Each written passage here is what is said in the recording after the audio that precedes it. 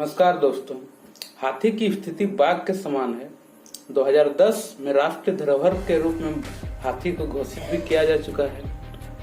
कानून के तहत संरक्षित होने के बावजूद, एक श्रद्धेय जानवर होने के बावजूद हाथी का लगातार उद्योग घरानों द्वारा, चाहे पर्यटन उद्योगों द्वारा, चाहे व्यक्तिगत लोगों द्वारा लगातार शोषण किया जा रहा है। वन्य जीव संरक्षण अधिनियम 1972, जिसे 2002 में संशोधित भी किया जा चुका है, उसके तहत हाथियों के बिक्री, खरीद, बिक्री और व्यापारिक उपयोग के लिए भी प्रतिबंध लगाया गया है। ऐसे लोग जो इसके लिए सरकार से लाइसेंस ना लिए हों, पंजीकृत ना किए हों, वे हाथियों को हिरासत में रखने, कब्जे और अधिग्रहण करने के लिए प्रतिबंधित किए जाते हैं। हाल ही में केरल में एक घटना निकल कर आई है, शांत वैली यानी पीस वैली की घटना है, जहां कुछ लोगों ने अपने पाइनएप्पल जो फ्रूट्स है उसके अंदर बारूद या विध्वंसक पदार्थ को मिलाकर हाथियों को खिला दिए, जिसकी बहुत दयनीय स्थिति में मौत हो गई है। ये पूरे मानव समुदाय को झकझोर दिया है। परंतु बहुत दुखद घटना तो है, लेकिन इससे हम अपने काम की चीज को निकाल के लाते हैं और मैं उसी परिप्रेक्ष्य में आपके सामने आया हूँ। हम ये जानेंगे कि ये वन्य जीव संरक्षण का क्या प्रावधान है भारतीय संविधान में और कौन कौन से कानून के तहत इसे प्रोटेक्शन दिया जा रहा है। ये हमारे यूपीएससी के लिए भी इम्पोर्टेंट हो गया। यूपीएससी के पहला इम्पोर्टेंट ये हो गया कि ये घटना कहाँ की है, कौन से वन्य जीव अभ्यारण्य की है। तो ये पश्चिमी घाट में पड़ता है, केरल क्षेत्र में पड़ता है, जहाँ शांत वैली क्षेत्र माना जा रहा है, जहाँ वायनाड वन्य जीव अभ्यारण्य और नीलगिरी वन्य जीव अभ्यारण्य, ये सारे नजदीक में है। बनेरघट्टा, ये सब नजदीक में है। दोस्तों, हमेशा भारतीय संविधान में भी जानवरों और फॉरेस्ट वाइल्ड लाइफ के संरक्षण के लिए प्रावधान किए गए हैं। सबसे पहले आप डीपीएसपी के 48A अनुच्छेद नंबर 48A में आप जाएंगे तो आपको मिलेगा कि यहाँ पर राज्य वन्य जीव अभ्यारण्य की सुरक्षा के लिए, यानी वन्य जीव जानवरों की सुरक्षा के लिए प्रावधान करेगा। ये बात लिखी हुई है, यानी 48A के तहत राज्य को निर्देश दिया जाता है कि वे वन्य जीव का संरक्षण करें। दूसरा, जब हम डीपीएसपी में आते हैं, डीपीएसपी के बाद फंडामेंटल ड्यूटीज, तो ये मानव का भी कर्तव्य बनता है।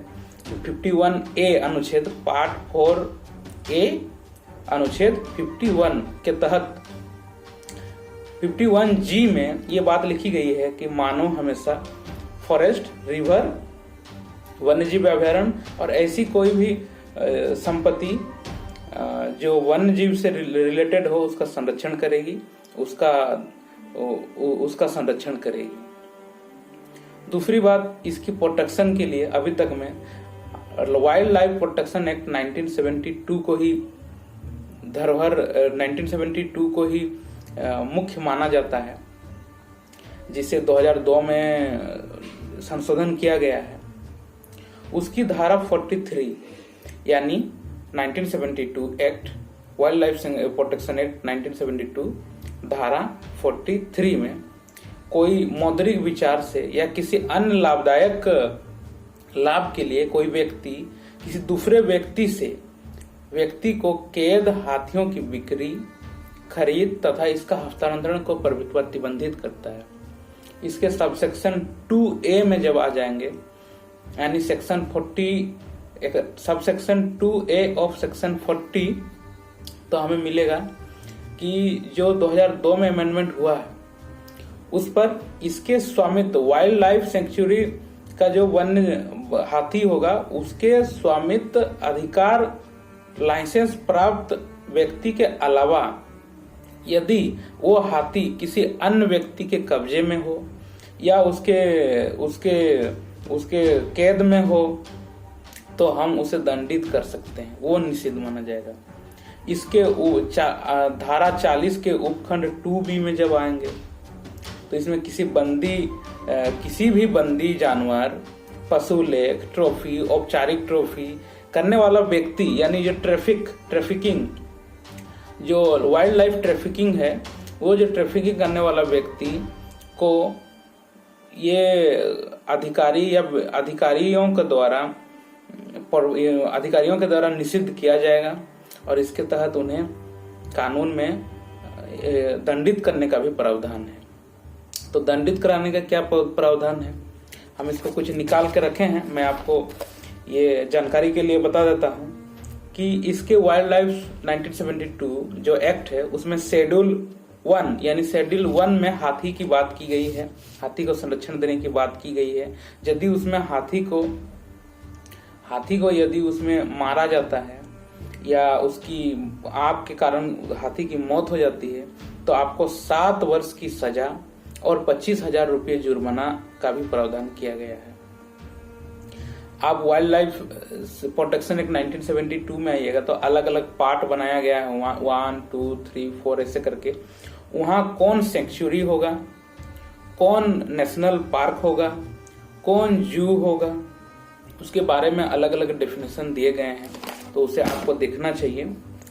और सेक्शन 51 यस 1972 के जो सेक्शन 51 है, वहां पर यदि आप सेक्शन 38J का उल्लंघन करेंगे, सेक्शन 38J में क्या है कि भाई कोई जू में रखे गए जानवर का आप यदि टीजिंग करते हैं यानी छेड़छाड़ करते हैं तो आपको 3 वर्ष की सजा हो सकती है।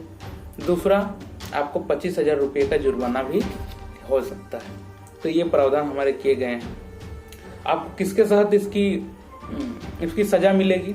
1972 एक्ट 51 सेक्शन के तहत, आर्म्स एक्ट 1959 के तहत, कोड 360 ऑफ CRPC एक्ट 1973 के तहत। CRPC आप जानते हैं, क्रिमिनल प्रोसीड्यूर एक्ट, उसके कोड 360 के तहत आपको सजा का प्रावधान है। और प्रोबेशन ऑफ ऑफेंडर एक्ट 1958 के तहत भी आपको दंडित किए जाने का प्रावधान है। तो हमारे लिए महत्वपूर्ण बात यह हो गई कि संविधान के अनुच्छेद DPSP में 48A में ये बात लिखी गई है कि प्रोटेक्शन करिए, राज्य प्रोटेक्शन करेगा जंगली जानवरों का। फंडामेंटल ड्यूटीज में दिए गए हैं, फंडामेंटल ड्यूटीज 51A के G नंबर में कि भाई आपको वन्य जीवों के लिए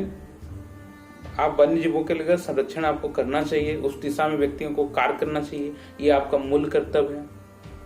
और 1972 के एक्ट में वाइल्ड लाइफ के बारे में विस्तृत प्रावधान किया गया है, जहां पर हाथी का शेड्यूल 1 में आता है, हाथी का जो संरक्षण है उसके तहत आपको सजा भी है, सजा का प्रावधान भी है, 7 साल की सजा और इसके तहत और 25,000 रुपये का जुर्माना भी है।